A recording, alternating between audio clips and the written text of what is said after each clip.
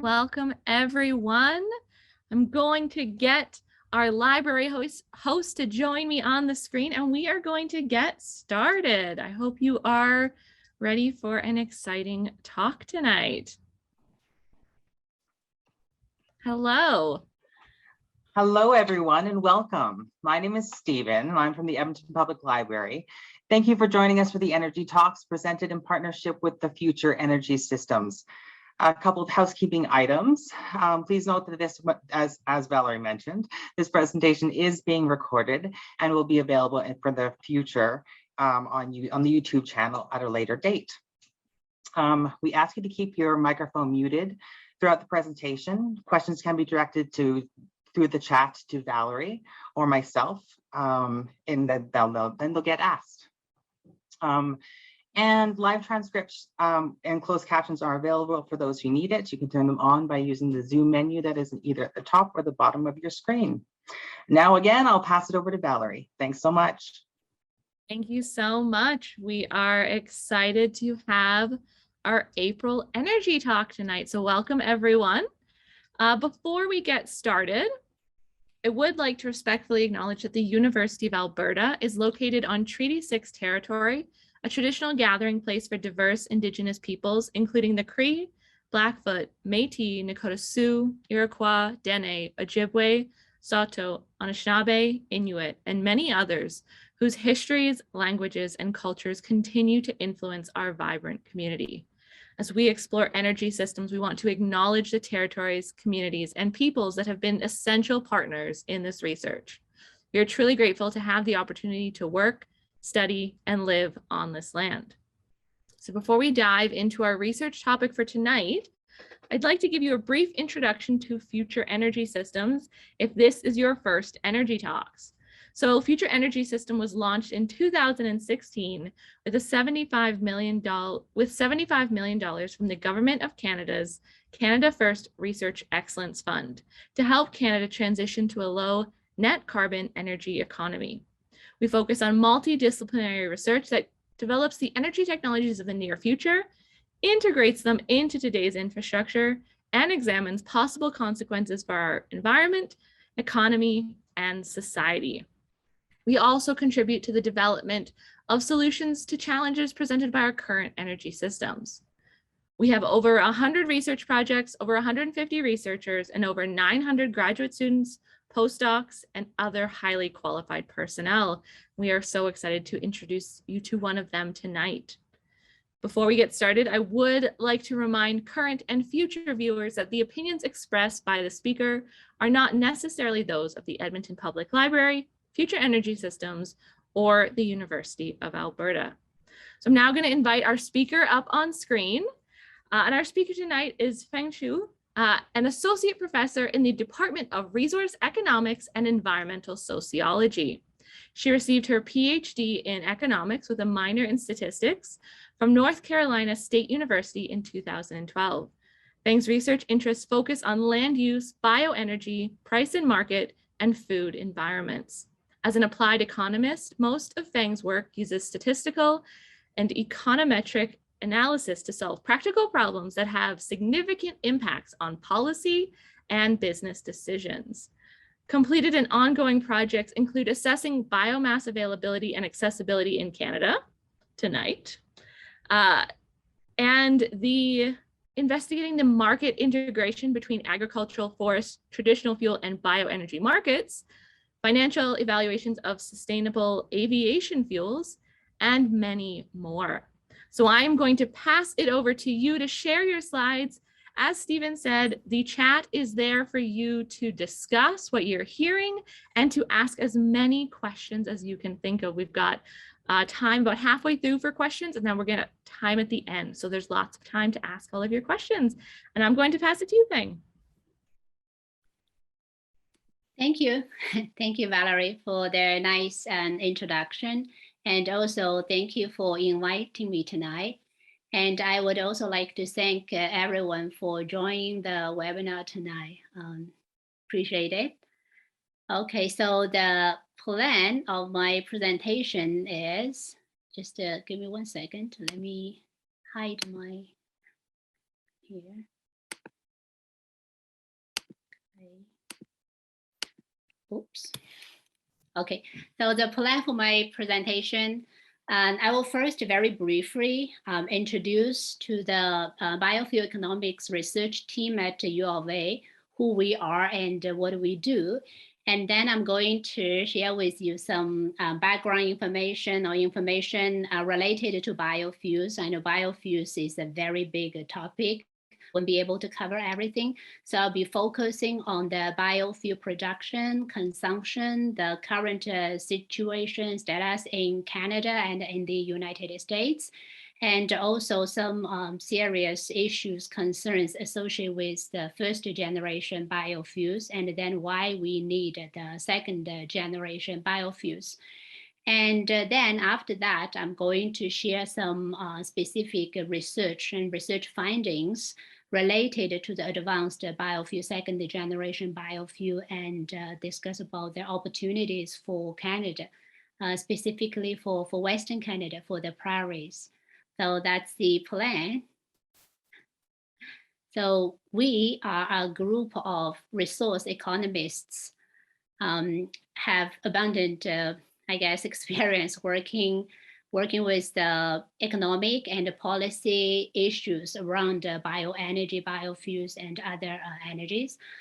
The team primarily includes five permanent resident main members, 3 professors, Marty Lukert, Glenn Armstrong, and me, myself, and also 2 senior research associates. They've all been working together for more than 2 decades now. I'm relatively new. I started working with the team about 8 years ago. The team also includes graduate student, sometimes undergraduate student as well. It's a very important part of our job to train high quality personnel. So that's a very important part. Many students, mainly graduate students. A big chunk of our work focuses on feedstocks, biomass feedstocks, biofuel feedstocks, supply modeling, and also supply assessment. Feedstock from, for example, agricultural sector, both residue and also specific crops like canola, and also feedstocks from the forest sector, forest residues, and also dedicated energy crops, energy trees. I have to be very honest, I'm not a forest person, but the other 4 members, they have abundant experience working with forest side. In addition to the supply chain modeling or assessment, we also do quite a bit of work focusing on the market price analysis and the price risk assessment, and also financial viability, or we may call that economic viability analysis, economic viability of new technologies, for example, or new fuel production pathways. So we do that as well. And in the recent couple of years, we also expand our work to include renewable aviation fuels. So we roughly call that biojet fuel. And if you want to learn a little bit more about us, here are the 2 websites listed some of our recent works. So this one is associated with the future energy systems, and this one is associated with the Alberta biojet initiatives. In terms of who funds us, we have been lucky in the past, let's say 2 decades. We got lots of fundings from different funding agencies. So we really appreciate that. Without their support, we wouldn't be able to achieve who we are today. And in recent, let's say about 5 years, the future energy systems and also the Alberta biojet initiatives are the 2 big funders of us, of the team. So that's the team. Great. Now let's get started. So biofuels. In the past several decades, mainly past 20 years, I guess, the world has accelerated the development, the production, the consumption of biofuels. One big motivation or reason for doing that is we want to reduce the greenhouse gas emissions as a way to mitigate the climate change risk. And of course, there are other related or relevant motivations, reasons why we are expanding the biofuel production and consumption. So for example, for rural development and for enhancing the farmers' income, foresters' income, and also to enhance the energy independence or energy security. So these are the major reasons, major promotions. And we can see from this graph, even we don't read the specific number, just comparing the relative numbers. So in the past 20 years, we can see we starting from about 200 barrels a day, the world. This is the total production, the worldwide production of biofuels. So in 2000, the production is about 200 barrels a day, and now we are here, a little bit drop in 2000 due to the COVID, but overall speaking, a very, very obvious trend, upward trend. So we are here, 1,800 barrels per day. So which is about, I guess, more than about 9 times bigger compared to the 2000, compared just 20 years ago. So we are growing a lot. And most of the growth are, I think it's fair to say that most of the growth are motivated by policy, relevant policy in those major biofuel producing countries like US and EU and Brazil as well. And currently on the market, most of the existing biofuels, ethanol and biodiesel, renewable diesel, they are the first generation biofuels, which means the feedstocks used to produce these biofuels are from food feed crops like corn, sugarcane, and oilseed crops. So that's the first generation. And so as the biofuel production keep growing, and we keep using lots of food feed crops to produce fuels, it also comes with lots of social and environmental issues or concerns. One such big concern is the so-called food versus fuel debate, because we are using lots of food feed crops like corn, sugarcane for their fuel production purpose. If we are using lots of, for example, land dedicated to fuel, dedicated to biofuel production, however, the demand for food is still there, the population is still growing. So in order to balance the demand and the supply of food, we have to, well, what will happen first? Well, now we are reducing the crop can be dedicated to food production, crop or feed production.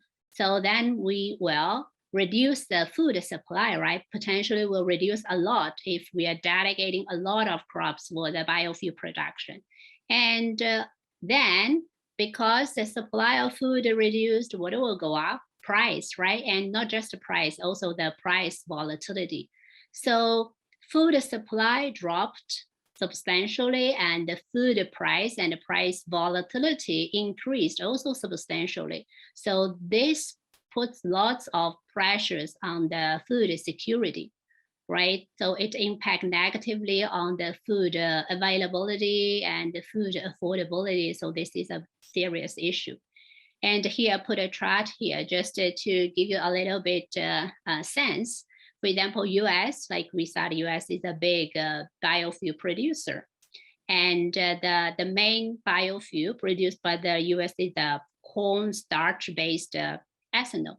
And let's take a look at how much corn has been allocated for the biofuel production. So we can see historically it's usually like less than, well, about 5%, 5% of their corn production dedicated to ethanol production. But in the recent, let's say 15, 20 years, it keeps growing, and until around 2010, so it reaches about or over actually 40%.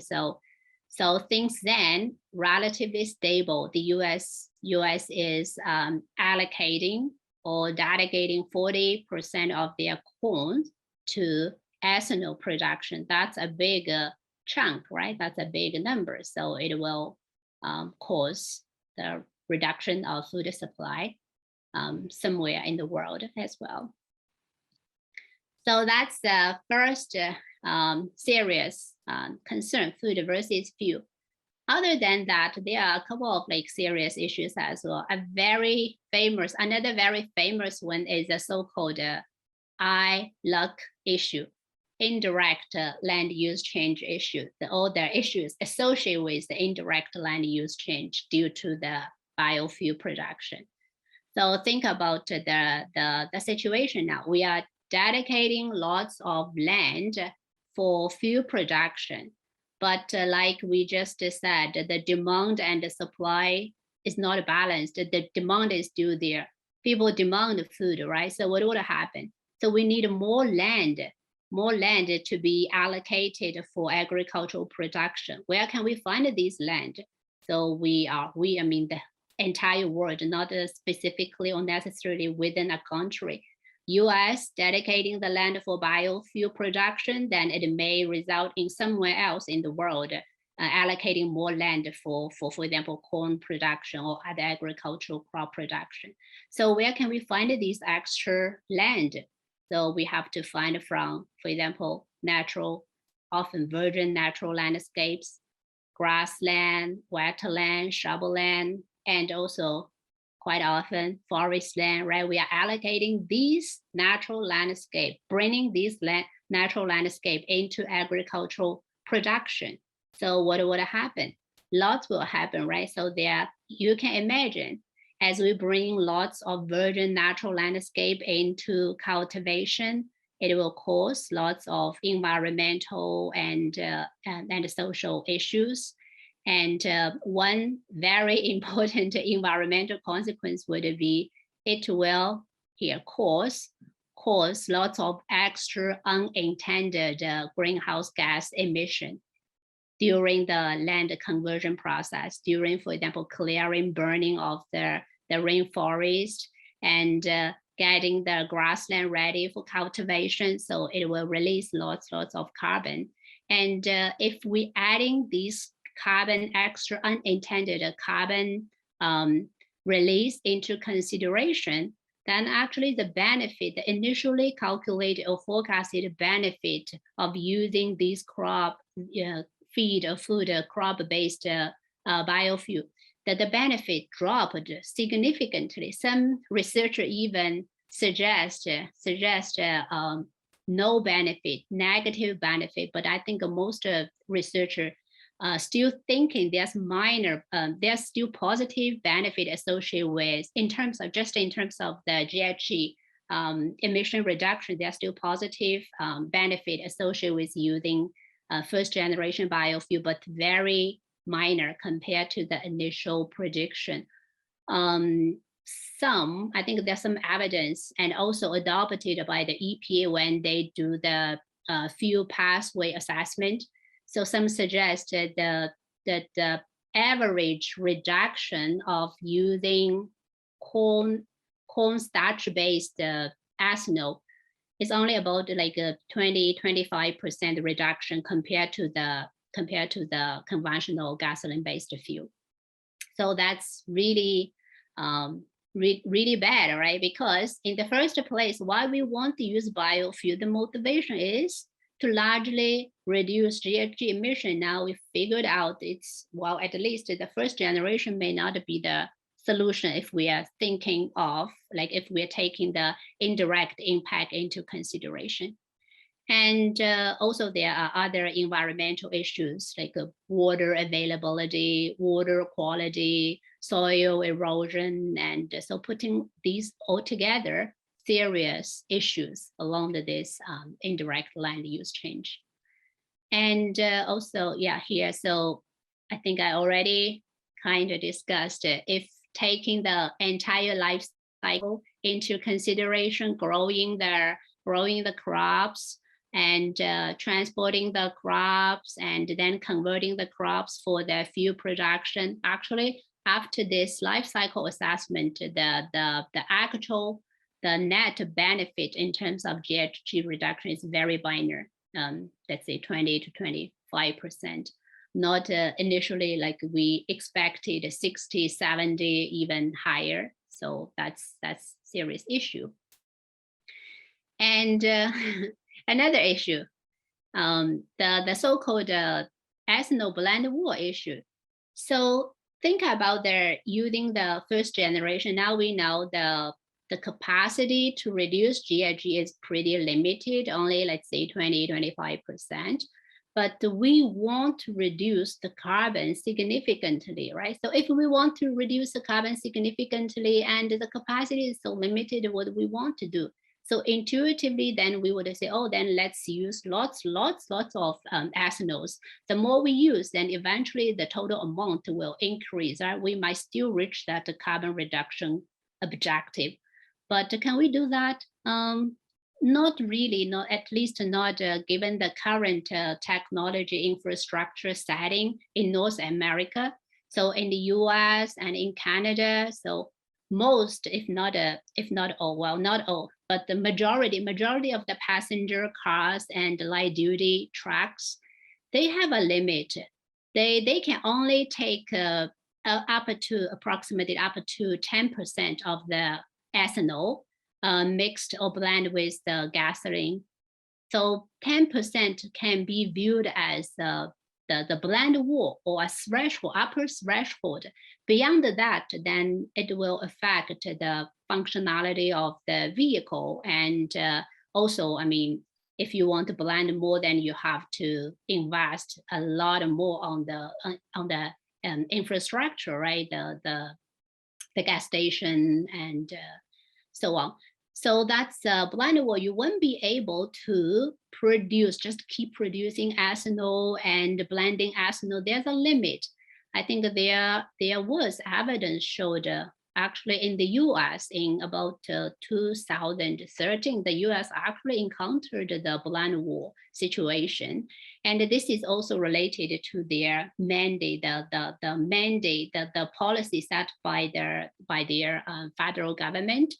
The mandate, I think, required in 2013 about 13 billion gallons ethanol to be blended into gasoline. And beyond the 2013, they require like more than 13 billion, 14 and 15, then eventually cap at 15.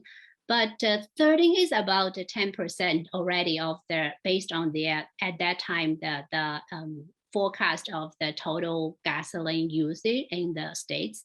So beyond the 13 billion, like 14, 15 definitely would be more than 10%. So definitely would, well, in theory, technically would be not quite possible.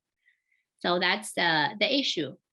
So serious issues, food versus fuel, indirect land use change, and the capacity to reduce greenhouse gas emission, and plus the blend wall.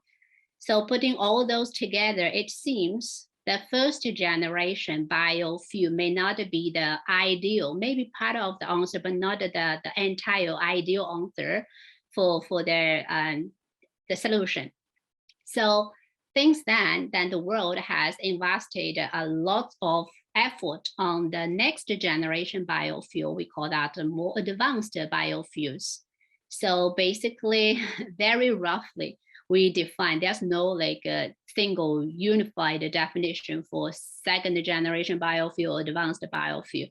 But very roughly, we can define the second generation biofuel as those fuels produced from non-edible part of the agricultural and forest materials, and also as well as dedicated, well, as well as specific municipal solid waste and other wastes, and also used cooking oil and animal fats. So basically, non-edible part of the ag and the forest materials plus the wastes, different types of wastes.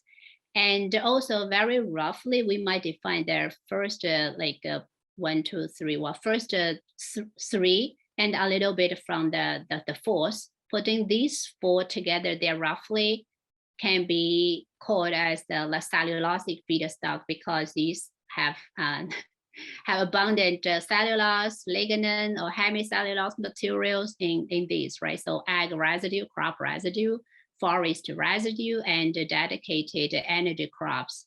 So this is a current focus when we are talking about the advanced biofuel, and also this as well, but the cooking oil and animal fats are more related to biodiesel. And as you will see in my second half, the slides, I will be focusing on the ethanol, bioethanol.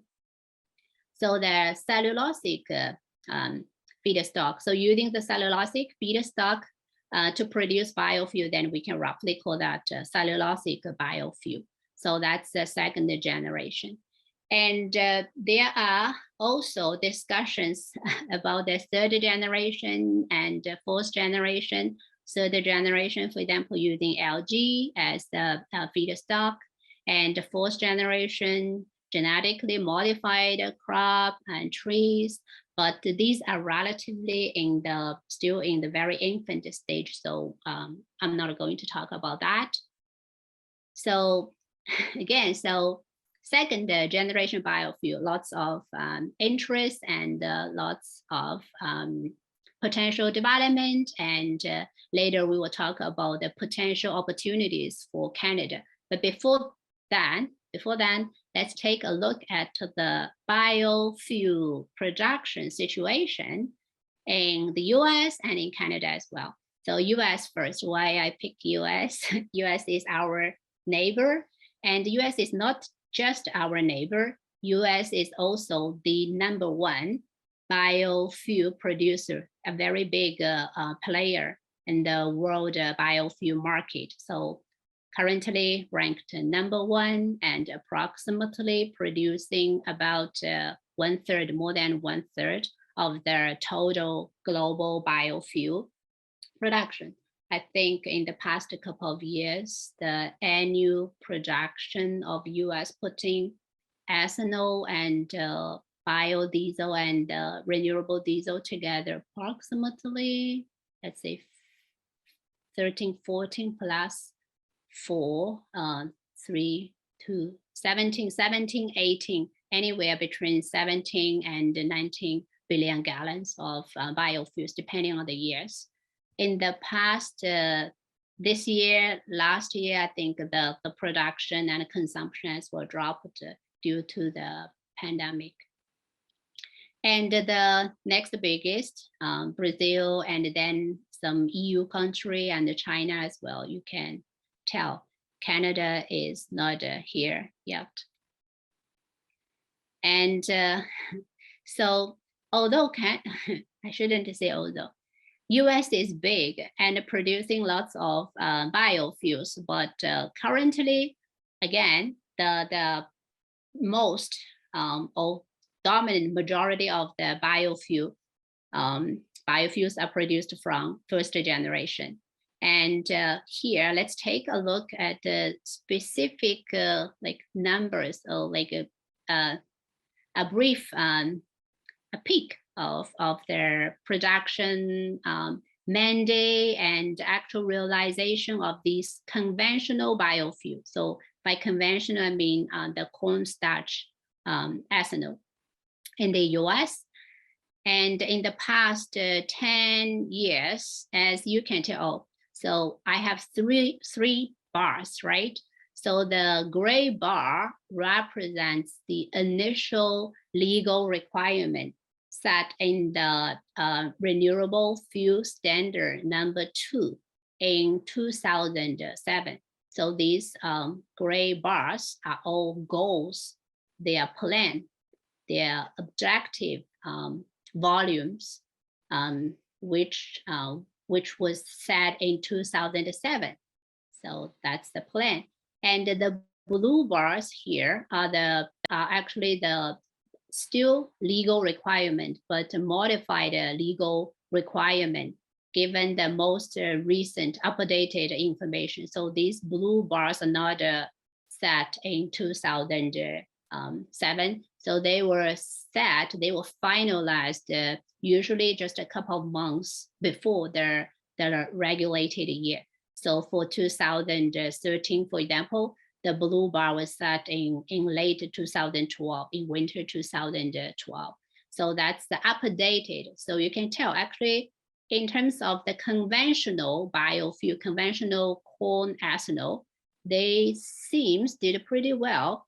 The plan is gray and the final requirement, legal requirement from EPA is blue.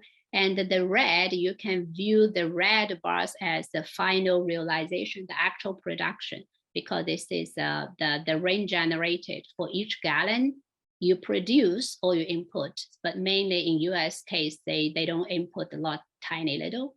And so you can view the rain generation as a representative of the biofuel production. So 2020, due to COVID, so the generation's lower, but other than that, it seems the three are pretty consistent. The goals were all met, right? So they did pretty well, but again, that's the conventional ethanol. And well, let's next take a look at the advanced, specifically cellulosic-based ethanol, the situation in the US. Well, so as you can tell, not as pretty as the conventional, the corn ethanol. So they had the US had a very good plan. So let's see, in the past 10 years, the plan was gradually grow their production of cellulosic from less than, let's say, about maybe 1 or 2 million gallons per year to gradually reach in 2020, 10.5 billion, and eventually keep going in 2022, this year, reach, I think, 16 billion gallons. But that's the plan. And the reality is here. So when they face, well, when they notice the reality, and the EPA has to keep revising the expectation. So the expectation are these blue bars, and the realization are the red ones. So far away from the legal requirement, which was set in 2007. And currently, I think the US in the past 2, 3, 4 years, producing probably anywhere between 400 to 800, no 800, 400, below 600 million gallons, about that. Let me see. Yeah, 400, 300, 500 something million gallon. So that's the reality. Okay, so that's US. How about Canada? Canada, we are still, although we are a big energy country, but we are not a big in biofuel. We are not a major player yet. In 2019, for example, Canada we produced about 500 million gallons of ethanol and less than 100 million gallons of biodiesel. So if we go back to here, so these are all 1,500,000 will be tiny little here, about here, about their cellulosic ethanol amount. So we are small, relatively small.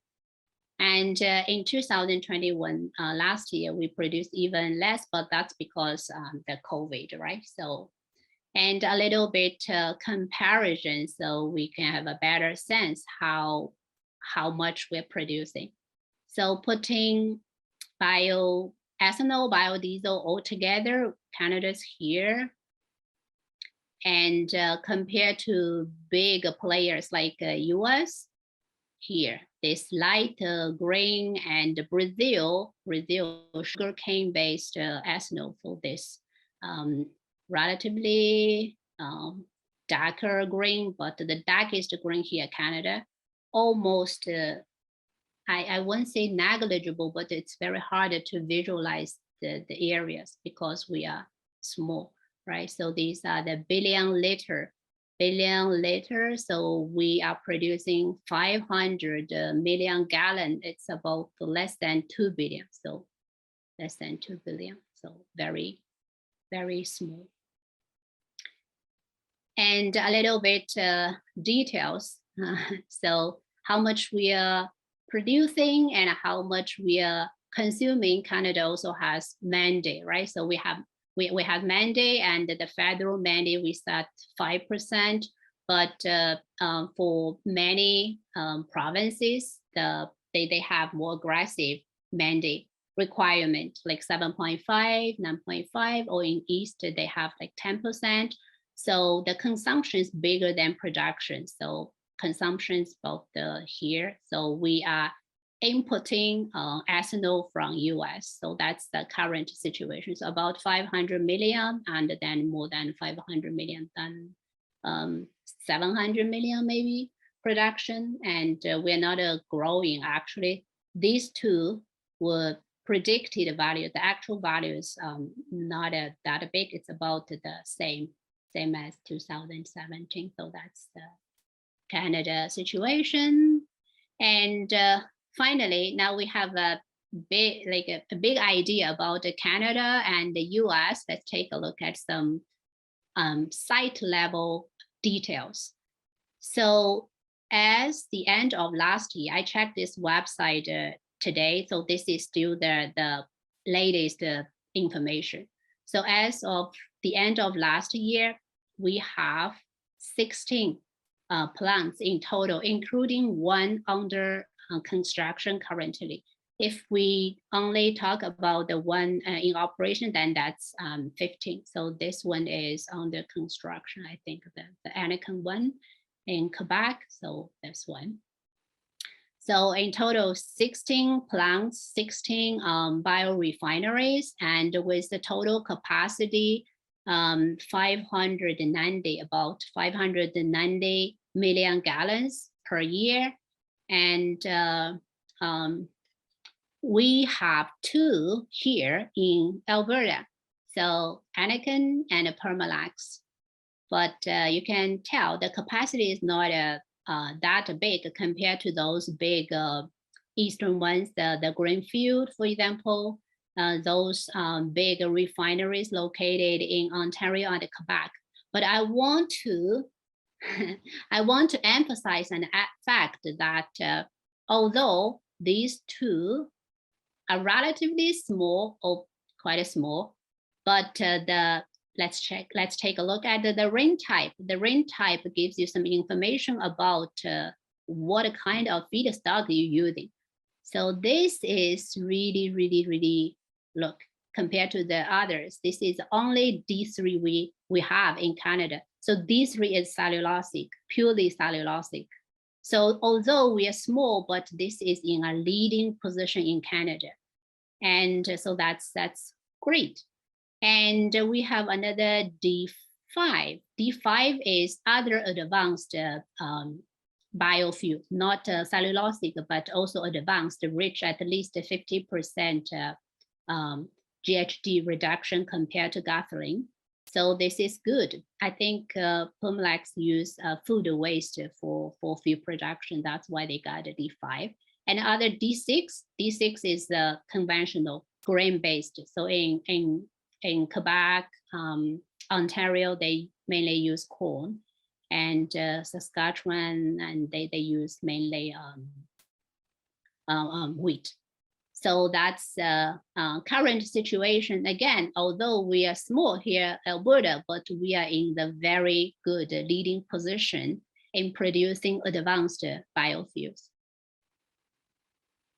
Okay, so I think I will pause a little bit. For the next, for the second half, I'm going to share some specific research and research findings regarding the opportunity for the prairie region to produce cellulosic-based biofuel. But before that, maybe a little break, take some questions. Awesome. Well, thank you so much. I've learned so much so far. Pop your questions in the chat. We've got a bunch already, but I want you to put them all in. If we don't get to them now, we will absolutely get to them later. So the first question that we have is, you mentioned a couple times that COVID resulted in a reduced biofuel production, and we are just wondering why. What was the cause of that reduction because of COVID? Okay. So because of COVID, I think, as you can imagine, so the demand for travel reduced a lot, right? So the road trip reduced, a lot of people working from home. So the consumption of gasoline and consumption for diesel, especially consumption for gasoline, dropped a lot.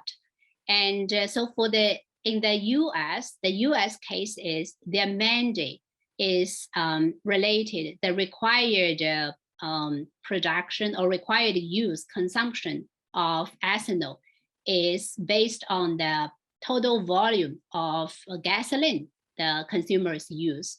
So the gasoline consumption dropped, then the ethanol also dropped. Makes sense. The reason. So we'll probably see a spike as people start to travel so much more now. I guess so, but meanwhile, remember, we have that blend war thing. So even we increase gasoline a lot, there's a limit for like blending the ethanol 10%. Okay. The next question that people have is biofuel mainly only for transportation, or are there other uses for biofuels, heating, or is it really just for travel? So yeah, here when I'm talking about those ethanol and diesel, they're mainly liquid biofuel for the traveling purpose, for transportation purpose. But there are, of course, many other types of bioenergy. For example, Canada is very big.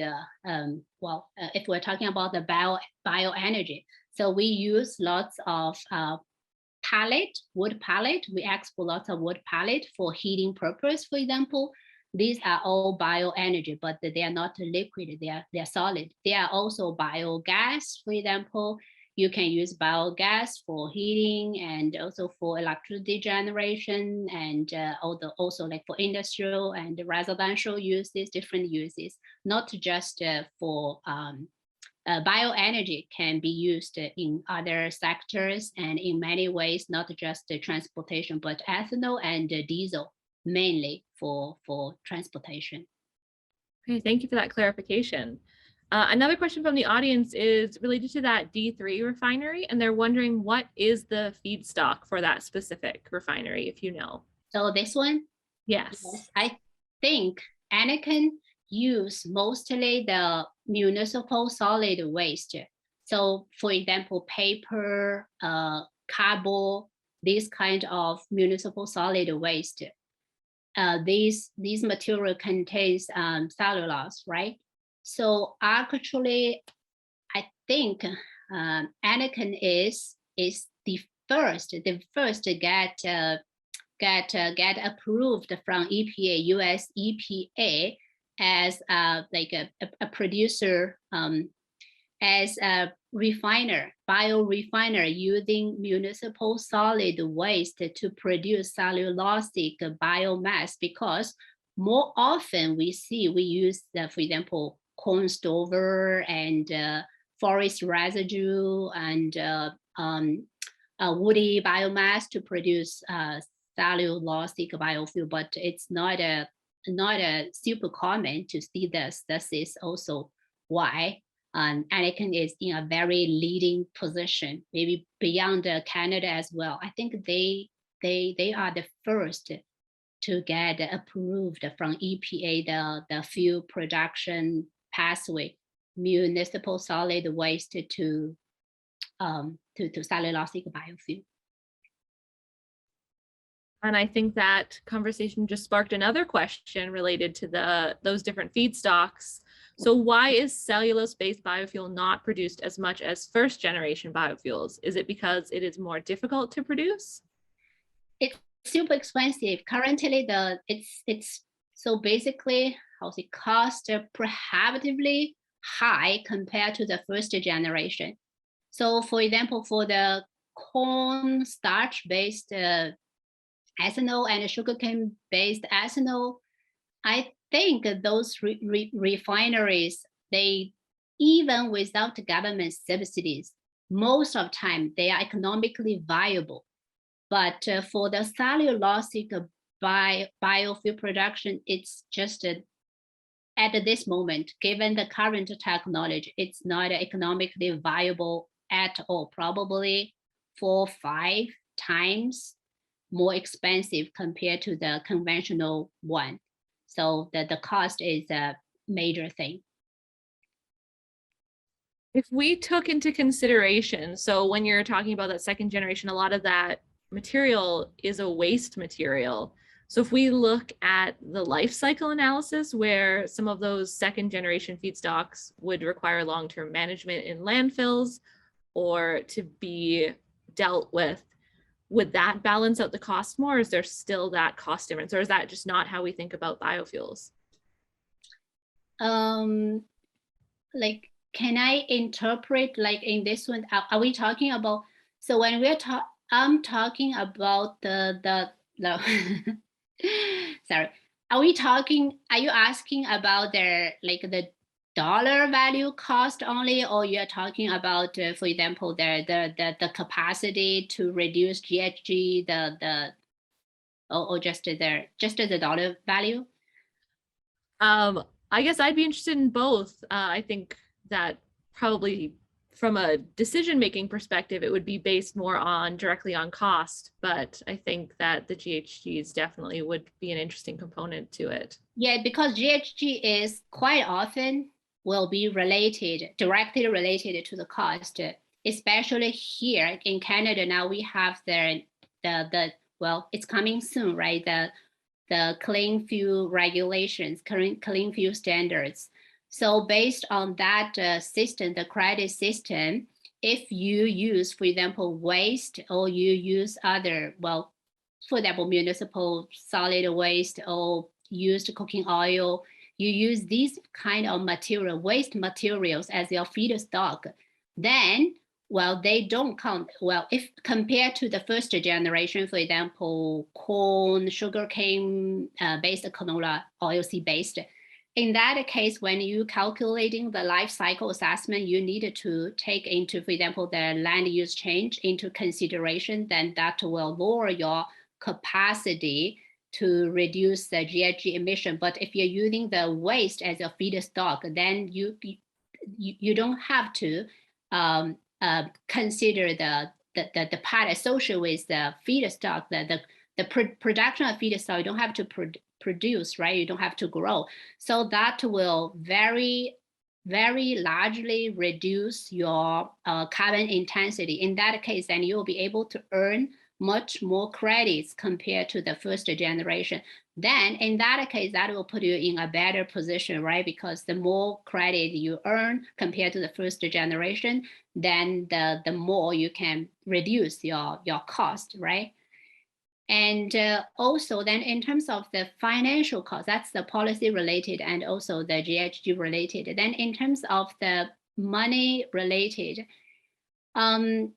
for those residues like agricultural residue and forest residue, it's just for example, the transportation cost is very high because of this high volume, like the big volume, and because of the nature of the feedstock, right? The transportation cost is very high, and also the conversion process is much more complicated than directly using the feed and the food crops.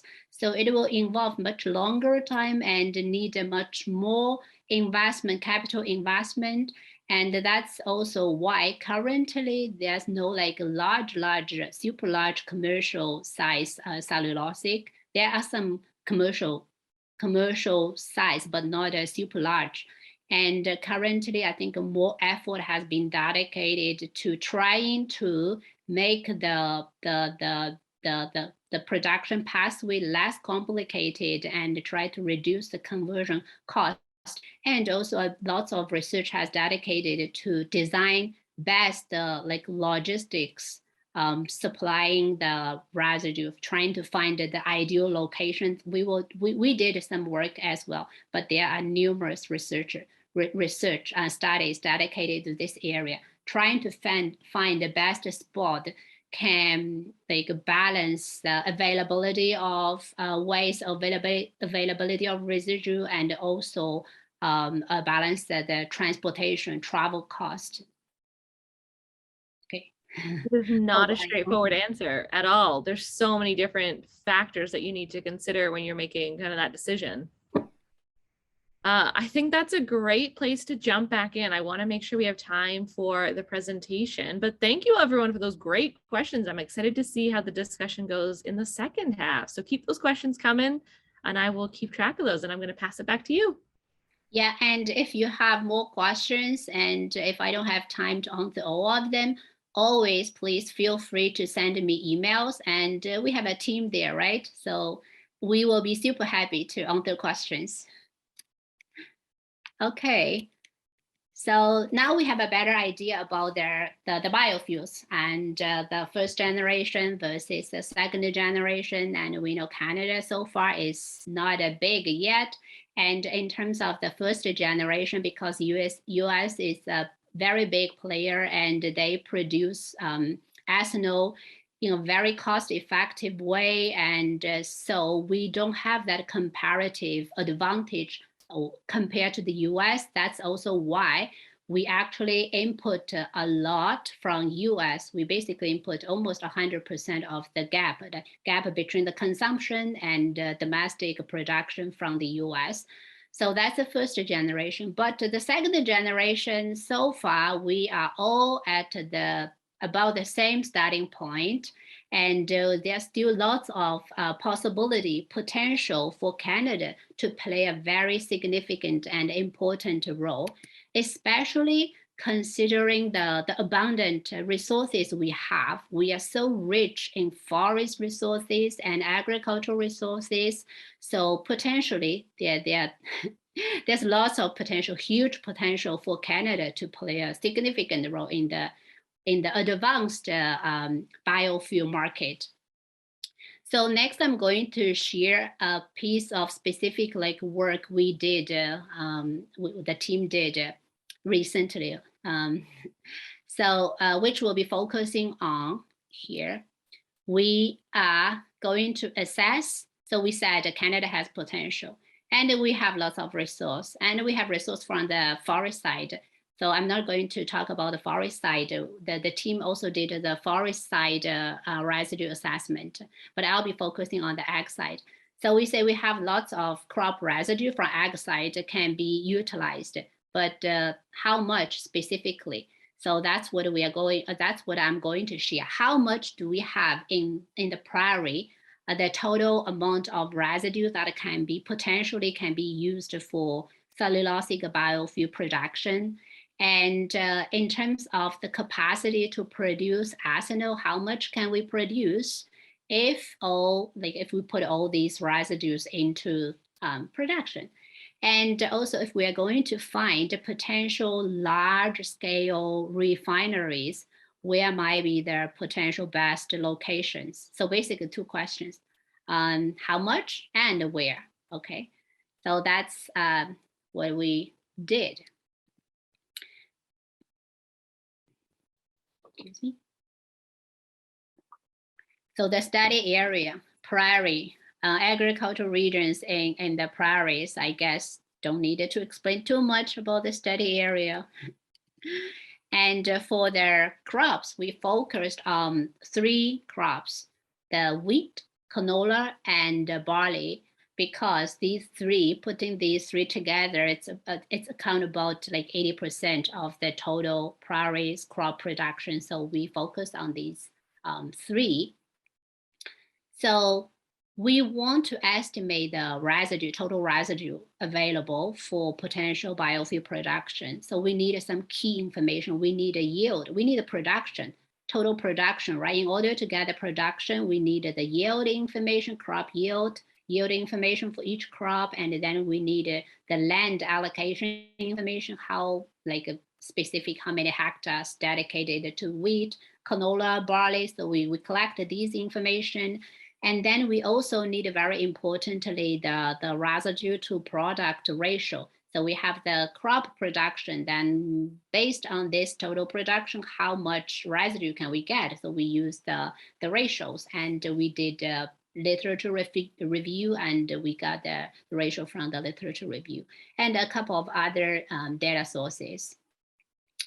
So the first 3 are the key information to calculate or to assess the total availability. And specifically, how did we calculate the total availability? So we did a calculation at the township level. So very briefly, 10K by 10K township level.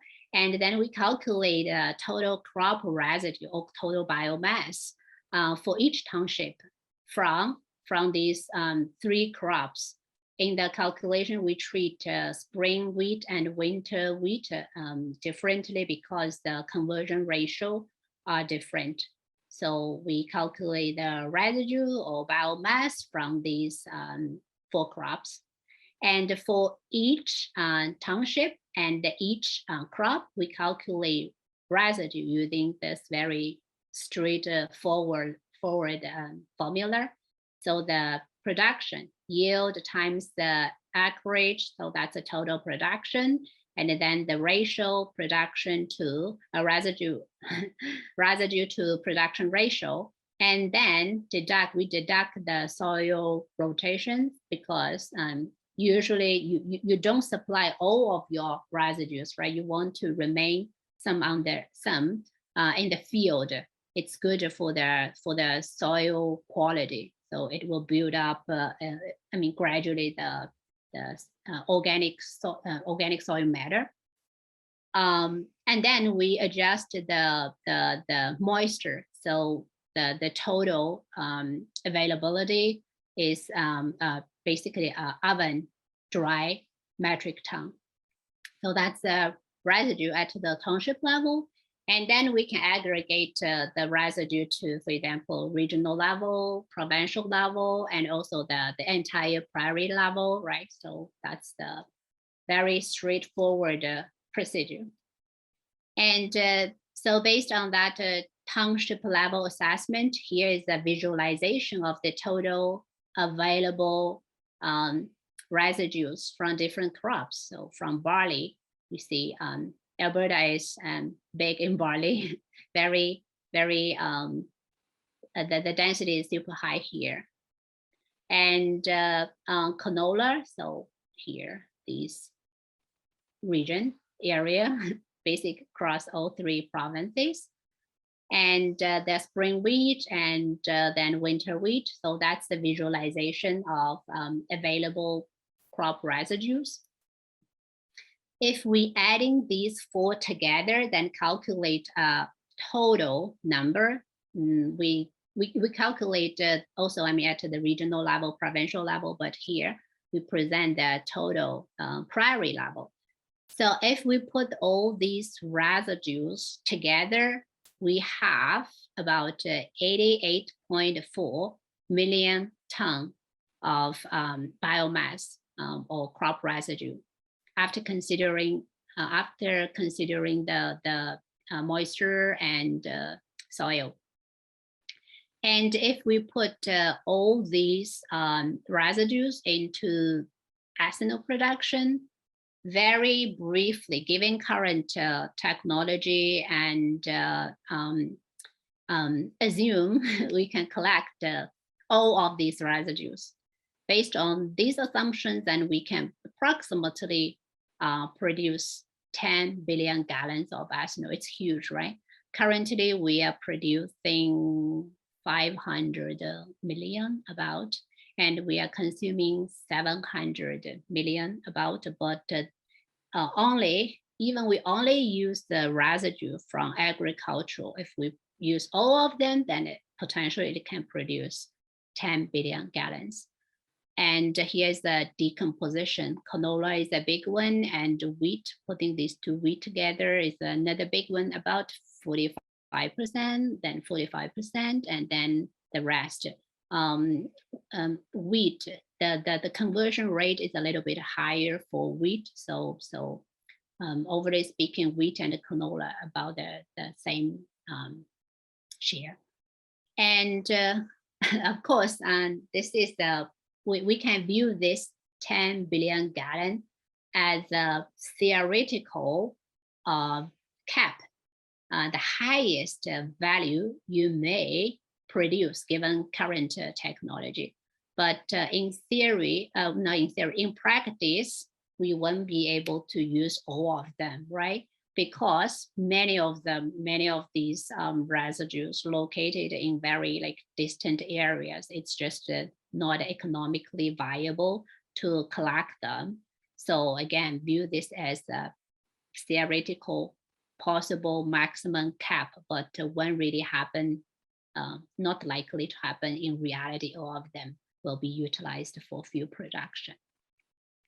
Okay, so that's the total available biomass. And next, we are interested in identifying potential sites for large-scale refineries. So intuitively, you can imagine we want to probably locate it here, here, here, those areas with high density of residue availability, right? Yeah, that's true. And so we just follow this intuition and do some specific calculation. So in order to find the ideal refinery sites, so we did the following. First, we exclude those candidates, those townships do not have access to road. So basically, these are areas like, for example, water body and reserved areas. So anyways, they won't be suitable for their site. So we exclude these townships do not have access to road to road network. And then in order to find the suitable large scale commercial sites, we impose two extra constraint, economic constraint. So the first constraint is the traveling distance.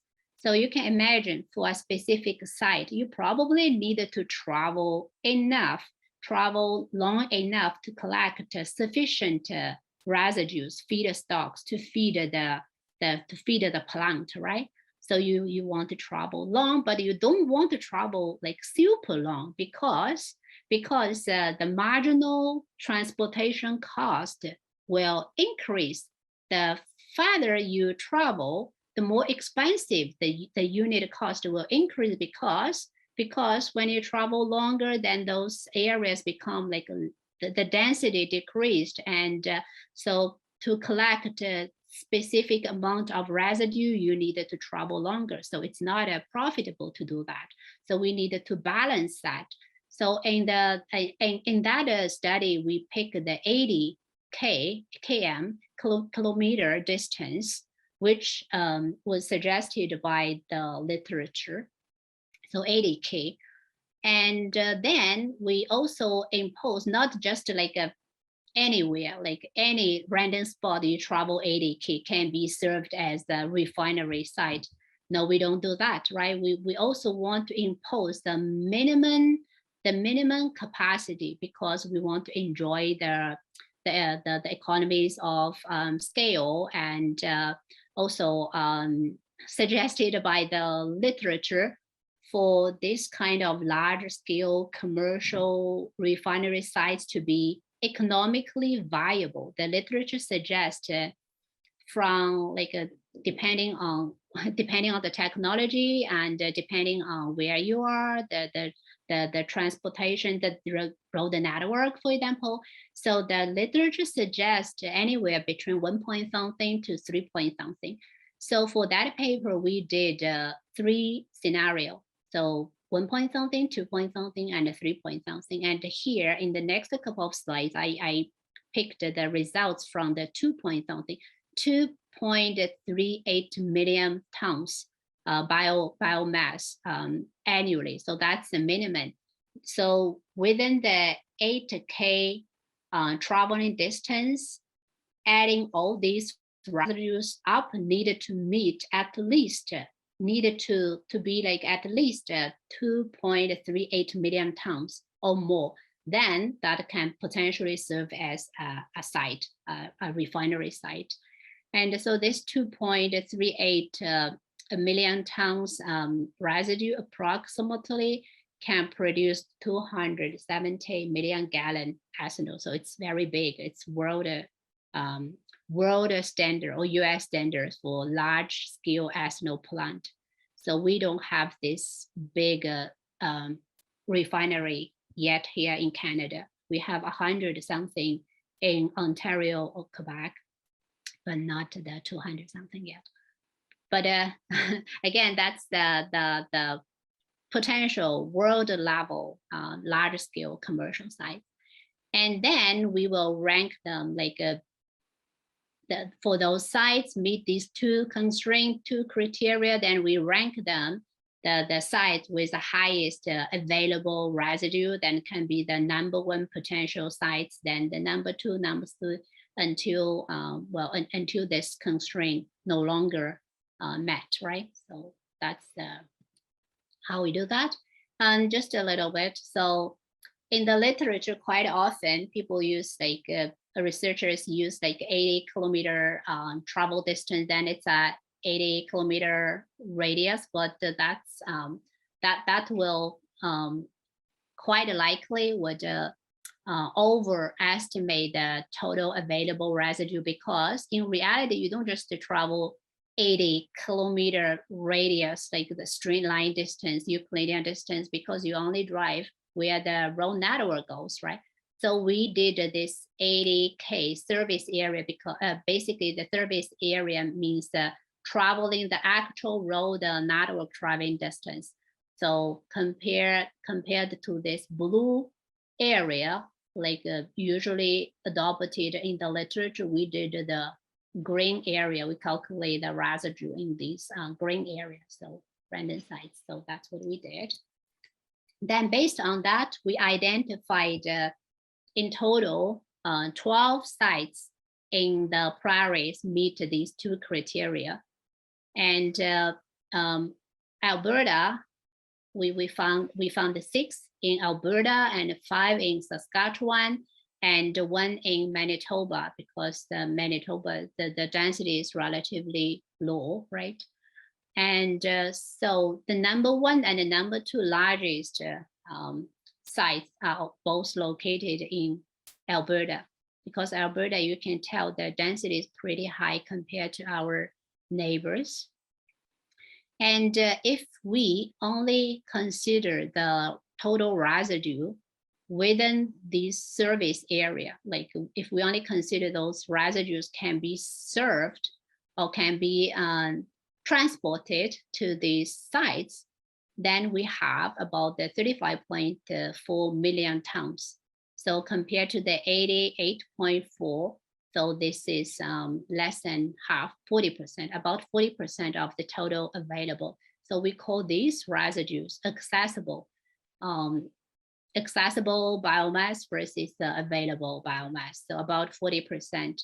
If we use these accessible biomass to produce ethanol, we can produce about 4 billion gallons, which is still very big, right?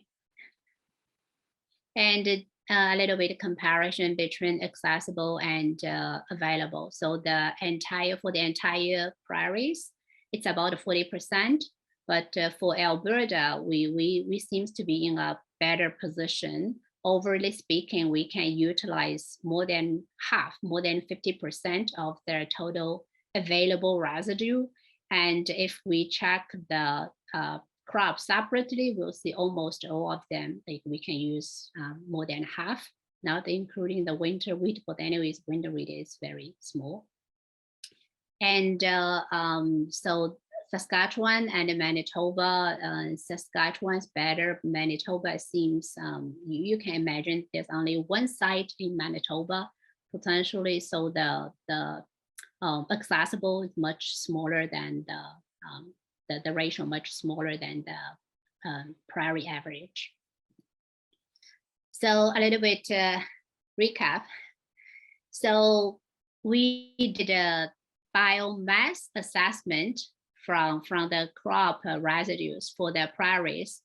So the total available biomass, if we don't impose any economic constraint, and if we just want to figure out the potential theoretical maximum cap, so that's the 88.4 million ton, which can produce approximately 10 billion gallons of ethanol.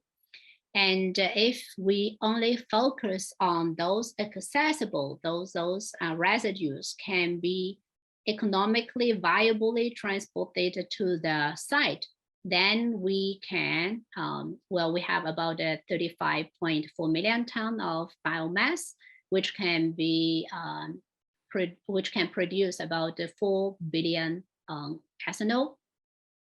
And 12 sites are identified or identified with the minimum capacity 270 million gallon annually. So that's the main results and some implications. So it's very obvious. So in terms of their resource availability, we all the prairies have very good very good resource, have very big potential to develop commercialized advanced biofuel sector. Even just relying on residues from the crop side, from the agricultural side, we are able to, like technically speaking, we are able to reduce or contribute to GHG emission reduction very, very significantly. So that's the potential, that's the good side. Of course, like I said, currently, the biggest challenge is still from the supply side. How to like further decrease the production cost, how to find ways to make the conversion less complicated, and how to reduce the conversion cost. That's the number one key challenge. And also in this study, when we're talking about the crop residue, we include the canola, but canola, using canola residue for advanced biofuel production is still very, very young, very in super infant stage. Currently, for cellulosic biofuel production, usually these plants use corn stover and wheat straw. It's I don't really aware current commercial plant already using canola, but there are a bunch of papers, research papers, show evidence it's possible, it's doable. It's just I guess expensive, very expensive compared to corn and wheat. So since we are very big, especially Alberta, we are very big. I mean, the prairies. We're very big in canola production, and it's related to our welfare of the local community, local growers. So this might be some some areas that the government and also academia can put the extra effort on this. And also another thing, so in this paper, we did the canola residue, and in a related work, the team also assessed the non-food, well, I shouldn't say non-food, maybe non-number one grade canola availability. So potentially we're using field grade or low grade canola oil seed for biofuel production. In that case, for biodiesel and biojet fuel production, we did that assessment as well, but not in this paper. Just want to mention that. And so the current work, we did the assessment, but we know that for agricultural crop yields, a very serious thing associated with agricultural production is the variation, that the yield can vary like a lot. This year, maybe a big year, next year, maybe a small year, really depending on, for example, weather and also the management practice and so on. So variation is a very important factor when you're doing the biomass assessment. In the literature, it's not quite common. While the literature and we, like in the previous analysis, tended to use just 1 year, like a snapshot analysis, that probably won't be sufficient. So our team also did a bunch of work focusing on the variation. So using the time series data, and also so try just to take like multi-dimensional variation into consideration, so spatial, temporal, and we did a couple of like extra work simulations. So I'm not going to present those results, but the conclusion is, take-home message is variation matters a lot, and it's better to take the variation into consideration when doing the site selection exercise. So not just solely based on, for example, expected availability. Also put a penalty, like we take the trade-off between expected availability and also the variation into consideration, set a penalty for high variation when selecting the sites.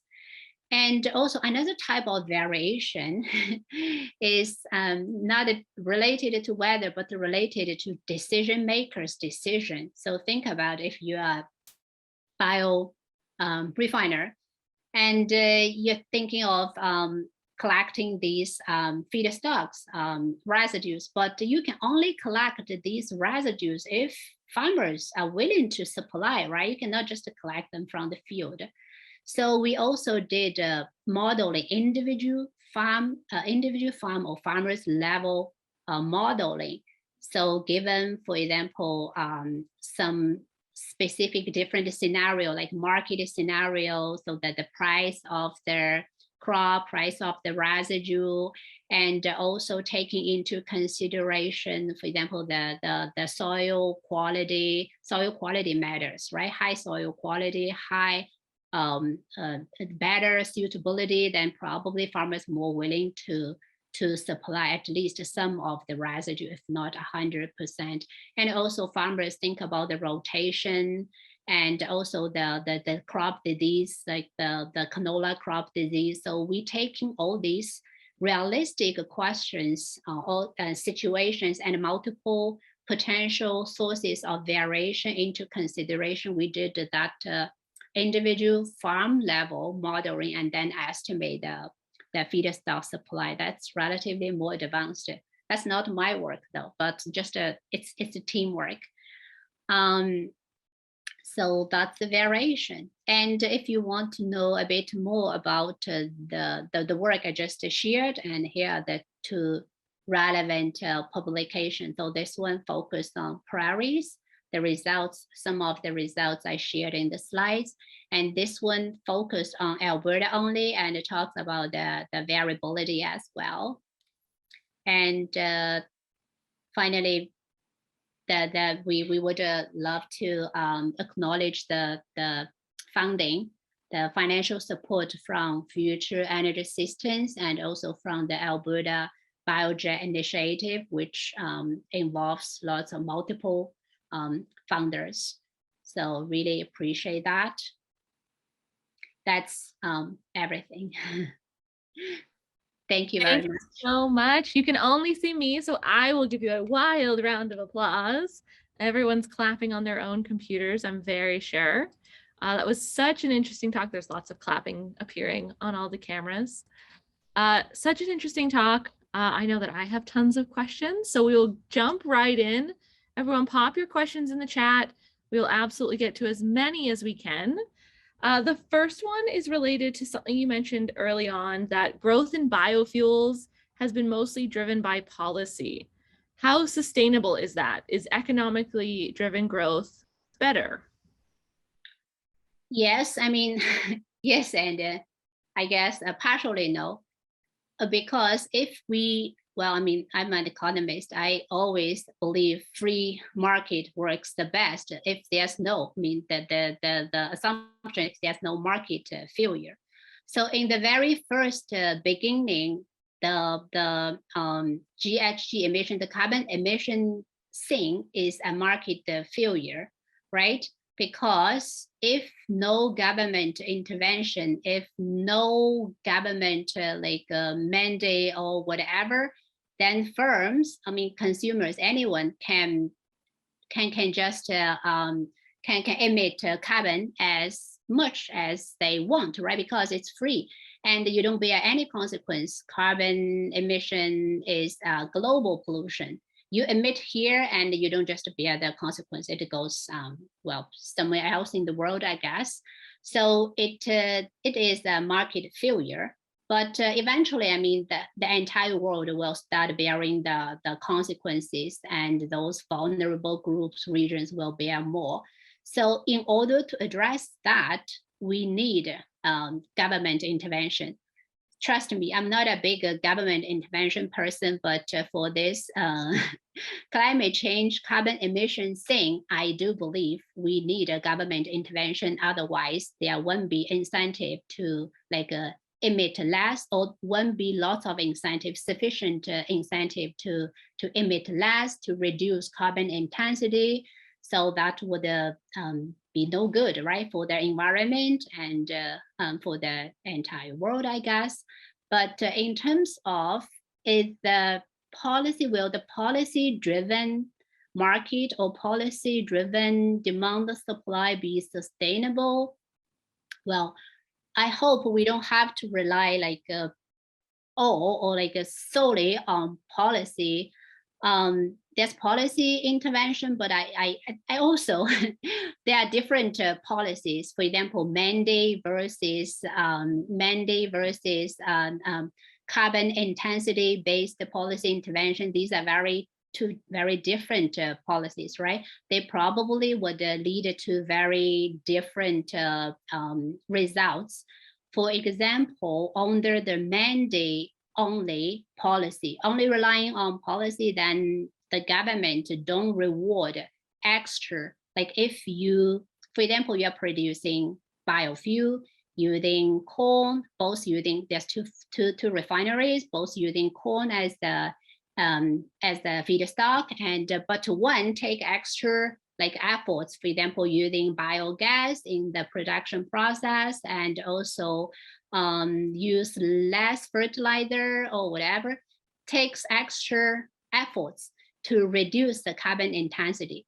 So under the mandate system, the government will not will not provide you with any extra credit. But if we use the carbon intensity measures, then the government will provide you with extra credit or charge you less for emitting less carbon, right? So in that case, the second policy seems to be better in terms of encouraging the better, cleaner technology and keep emitting less. And the first policy, the mandate based, only encourage you only do that much, won't go extra mile because there's no extra penalty or no extra reward. So even the policies, some policies are better than other policies. And then go back, I hope the policies, I mean, the ideal policy, the best policy I can think of would be like focusing on R&D, for example, promote lots of incentives to, for example, like we discussed, currently the biggest challenge for producing cellulosic-based ethanol is the cost. So we hope government can provide lots of, well, sufficient funding on that side, on the R&D side, so hopefully can reduce like largely significantly the production cost, then eventually make the second generation ethanol or like a biofuel as compatible as the first generation, then make it like economically sustainable, not just relying on the policy. Hopefully the policy is like, hopefully most of the policy is just a transitory policy. No need to relying on them, no need to relying on the subsidies forever. So that's my thought. But I'm not the policy person in our team. Jay is our policy person. If you have more questions regarding policy, please send me the email here.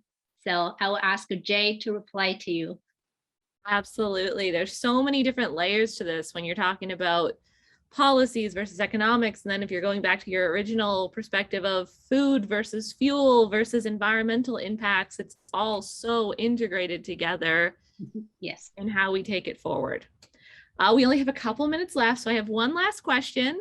And then if anyone wants to stick around for a couple minutes, we can do a couple little ones. But the last big question is, what's the biggest misconception that you encounter in your field? When you're talking to fellow researchers, to non-experts, what don't we understand about your field of work? Well, that's a very hard question. Gotta end it on a really hard one. Yeah, it's very hard. So well, for most of time, like today, I try to use like non-technical terms to communicate. I understand like not everybody knows, for example, economic jargons. We say, for example, quite often we see externalities, and people ask what is externality. Then I try to use other words to, instead of saying externality. Externality is just spillovers, unintended consequences. Well, what's their biggest? Let's see. Maybe something like I just explained. People, well, usually would think economists, they are big, like they believe markets, and or many of us, we believe free market, and we refuse more government intervention, or we only want the minimum government intervention. But actually, it really depends. Like I said, well, I am not a very big government intervention person, but if it's related to like market failure in the first place, or it's, well, I guess two big reasons I will support, or for most of them, I will support the government intervention. One is market failure. Another one is the welfare redistribution, because the market itself won't be able to address that. So for example, the income distribution between like rich versus less rich, and welfare, and well, so on. So, well, I don't know. I guess I'm not addressing the question. Do I have another question? I'll think about this. Absolutely. We can throw in one more question, and then we will wrap up, unless you have some comments you want to add to that. So the next question we had is related to the research you presented in the second half. So you demonstrated where you would put your biorefineries kind of scattered across the country. And the question is, are smaller distributed biofuel plants more efficient, or larger centralized ones better? What's the balance between transporting and operating on a larger scale? Is there an economy of scale when it comes to biofuels, or do we need to have tons of little tiny plants everywhere to kind of address that travel challenge? Yeah, so this is related to like a related idea, the depot system. So like the literature suggested for those large scale commercial plant to be economically viable, you need to reach certain size, like at least 100 million ton something, a million gallon something, without substantial subsidies from the government side. But meanwhile, there are so many like residues could be utilized in those like small areas. And but you don't want to build like across the country like so many refinery sites. And how can we utilize these small area residues? So some researchers propose the idea of depot system. So you have big site like meet the 200 or 150 million gallon criteria, these sites. Then you have those little ones, we call that a depot. They don't do the refinery directly, but they get the residues ready, reduce the volume and make them more like a transportation friendly. Then from these depot sites, then feed the residue biomass to refinery sites directly. So that's another possible supply chain practice, potential possible practice. Perfect. Well, thank you so much. There's so many thank yous in the chat. I think that was a great question to end on. Picturing what is it going to look like? What is our biomass future going to look like? And thank you so much. We've had such a lovely evening chatting with you. I am sure you're going to get many emails with questions. And thank you all for joining us. In the chat, you will see links to our upcoming energy talk on May 18th, which is titled A Zero Emission Energy System, Motivation, Challenges, and the Hydrogen Pathway. So if you want to come talk more about hydrogen energy, come on and join us on May 18th. You'll also find links to check out more about future energy systems, join our newsletter, connect with us on social media, our YouTube, as well as the link to our Stretch of Science Odyssey event. So we will be hosting a mix of virtual and in-person events from May 7th to May 22nd. So we've got a little bit of everything for everyone. Thank you all for coming. I'm going to pass it to Stephen to shout us out from the library's perspective. I would just like to say thank you once again. Oh, my video's not on. I'd like to say thank you once again to everyone who participated, for Feng Qiu and to Valerie. We really appreciate all that you guys do for us. So thanks again. It is such a pleasure. And just everybody remember, there are so many other lecture series hosted at the library.